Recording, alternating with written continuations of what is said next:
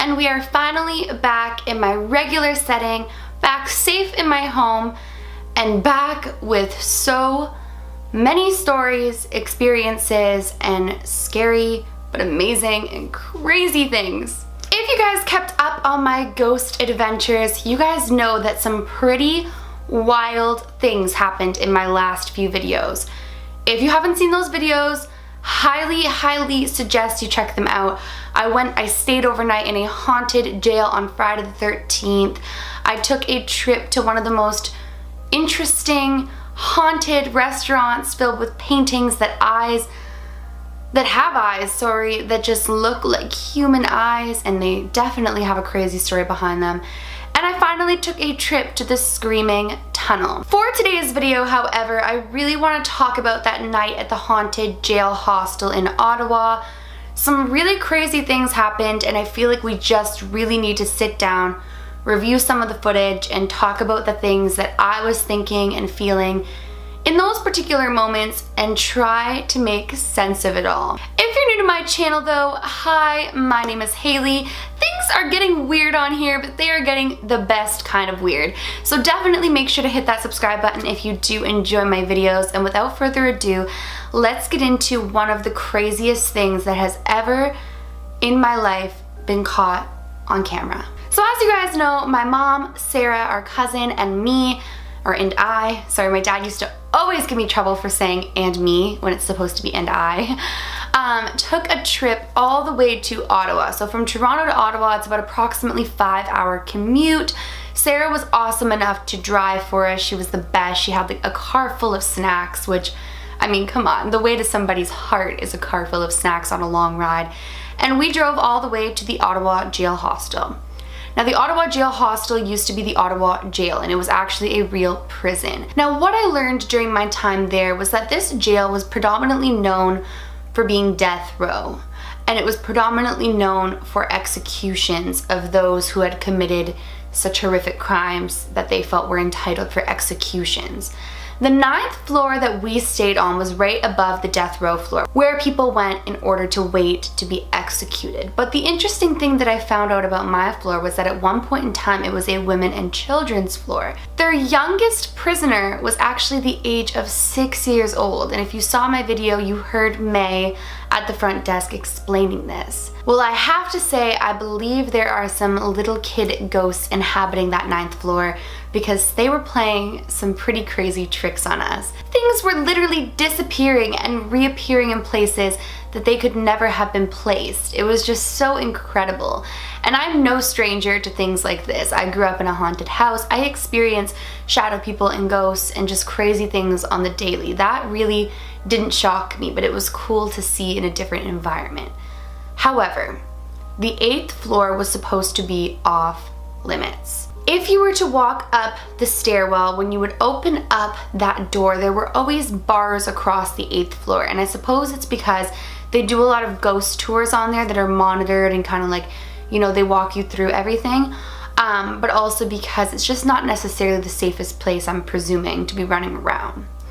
Right next to where we were staying, so on the 9th floor, you know, you came up the stairs, you turned right down the hallway. We were the last door next to this big door at the end of the hallway. We got a little bit curious, you know, we're adventuring. We kind of wanted to see everything this jail had to offer. And when we opened up that door, we realized that we were led straight to the 8th floor. No locks, no warning signs on the door, absolutely nothing but a couple of steps leading us into death row. Now, some of my family has a theory that maybe that door is meant to be locked, but the ghosts led us there. And that could very well be true, because I don't see how they would have it so blocked off and so warned against going in there on every other entrance, but the entrance directly next to our door was completely unlocked.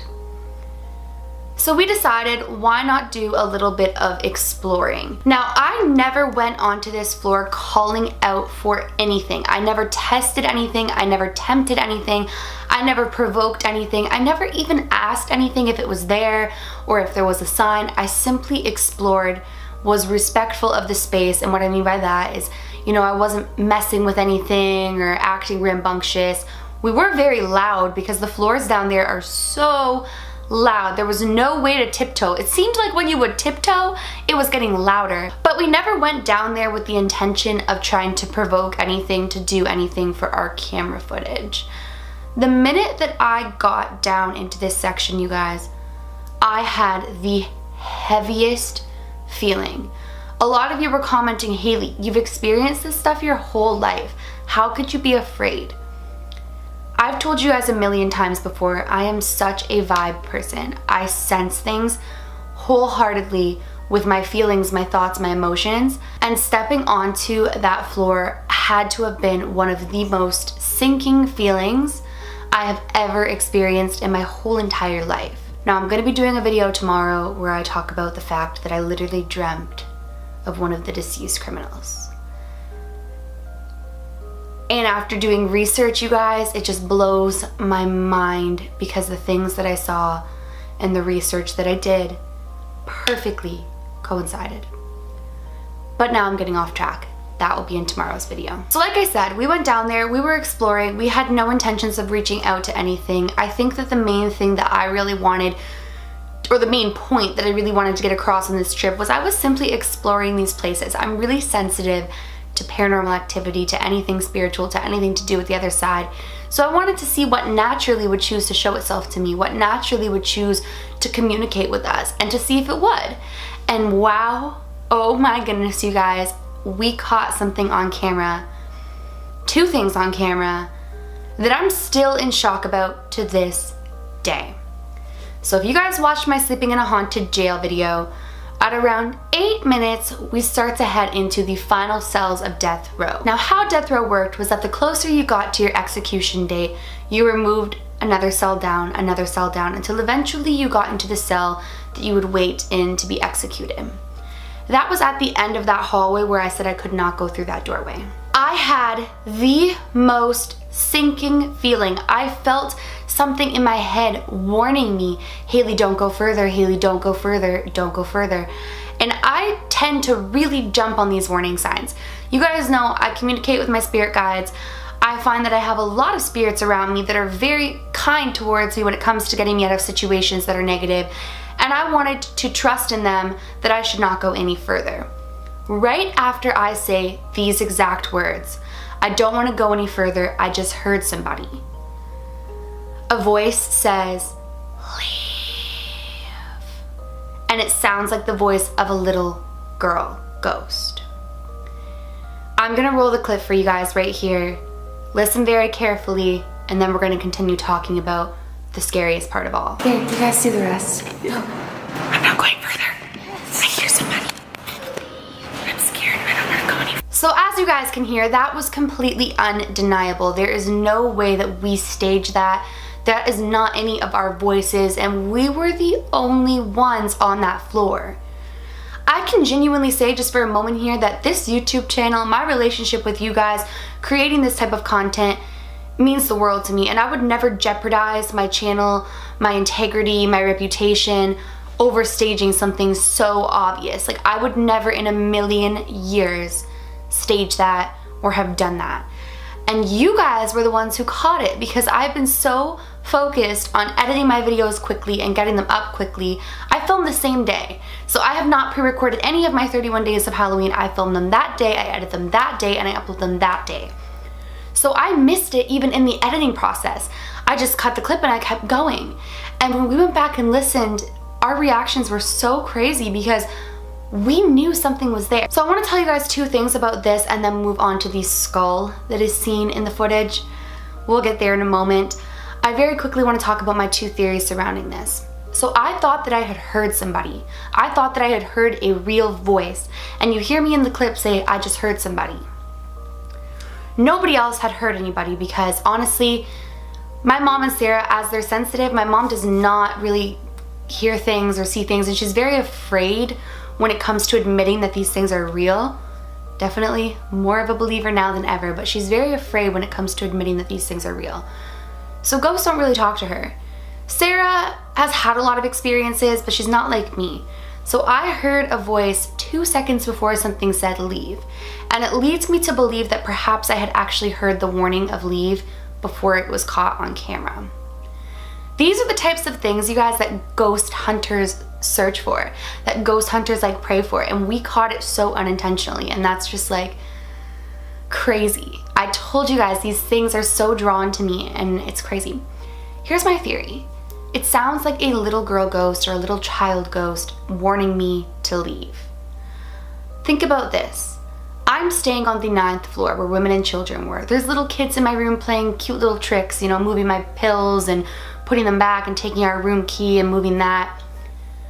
It makes me wonder if one of them had maybe taken a liking to me or a liking to us and followed us onto the 8th floor, knowing that there was something really negative at the end of that and telling us to leave or warning us to leave. The leave doesn't sound demonic or scary. It sounds more of like a warning, but it's so obvious they really tried to get that through to us, and that's what makes me think that maybe it was a child from the 9th floor that had followed us down to the 8th floor and was perhaps afraid for us being down there and warned us to leave. Make sure you guys let me know what you think of that, but now we're going to move on to the skull that was captured in the background in the jail cell that I passed by. So one of you had tweeted this to me, and I just couldn't believe my eyes, and I had to go back and replay this second over and over and over again. So at 9 minutes and 27 seconds, I'm walking past the door frame. This is approximately a minute after I said I didn't want to go any further. I had walked a little bit further, but I still didn't go past that one door frame. Right as I pass one of the jail cells, Sarah does have a flashlight ahead of us, and she shines the flashlight into the jail cell accidentally as I'm walking by, and what appears to be a skull or multiple skulls appears in the background. I'm gonna roll the clip right now. And they said they get moved to a little bit smaller after they die, or when they're about to die. I'm like afraid that that gate's gonna close because we're not supposed to be down here. Now, I had looked in all of those jail cells with my flashlight, and the walls were just blank. There was nothing on the wall or no indentations on the wall that could have made that skull. Whether or not it's the lighting playing tricks on us, I could not tell you, but I found it to be so chilling when I looked at it that I really, really wanted to incorporate it in today's kind of breakdown catching ghosts on camera video. I'm definitely gonna do a video breaking down the experiences that we had, because some were obviously had off camera.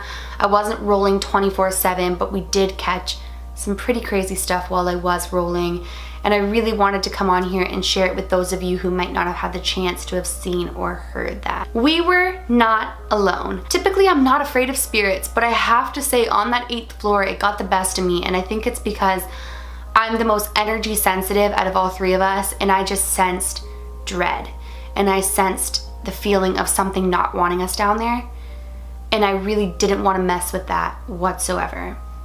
When I ran, I forget what timestamp it's at, but I actually run. And I never run from paranormal things, never. I ran, I was so out of there. I had heard what sounded like somebody being like tortured. And like I wasn't the only one who heard that, but once someone like pointed it out, I was like, that's exactly what it was, saying, help me. And I ran so quickly because it just didn't feel good, you guys. It was not a good feeling place. And I don't like to mess with negative things. I like to stay on a positive. I like to stay on a high vibration. I really like to keep my faith strong. So the minute that I start to feel like my, not safety is jeopardized, but that I'm around something that doesn't vibrate on that level, woo, your girl's out of there. I don't know, you guys. Definitely let me know in the comments below what you think of these two different clips. I can genuinely say, like I said, these are authentic. These are completely real. Nothing has been altered. Nothing has been messed with. We are just as shocked as you guys. But hey, I could not be happier that I came back with some sort of evidence that we weren't just hearing things, we weren't just feeling things. There was really something down there. If you guys enjoyed today's video but you are not yet subscribed, please go ahead, click that subscribe button. Tomorrow's video gets really crazy really quick, so you definitely don't want to miss it. And please give this video a big thumbs up if you did enjoy it. It makes my heart super, super happy, so please do that. Remember, my loves, do all things with kindness. And until tomorrow, I love you.